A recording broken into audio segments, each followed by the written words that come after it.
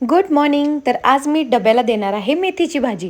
त्यासाठी इथे एक मिक्सरच्या भांड्यामध्ये मी 2-4 हिरव्या मिरच्या घेतल्या, त्यानंतर 3-4 लसूण पाकळ्या आणि थोडेसे शेंगदाणे आणि अगदी थोडेसे जिरे घेतले आणि हे मी थोडंसं पाणी घालून मिक्सरला वाटून घेतलं. छान त्याची पेस्ट बनवली.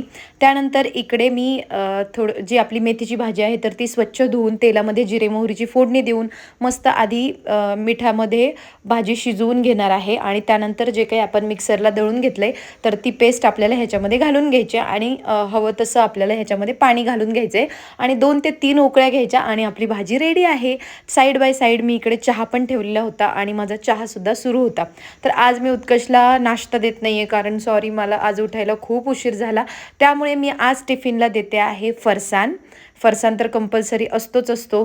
त्याचबरोबर इकडे आहे मेथीची भाजी, जी की खूप पौष्टिक आणि टेस्टीसुद्धा आहे आणि त्याचबरोबर चपात्या. थँक्यू.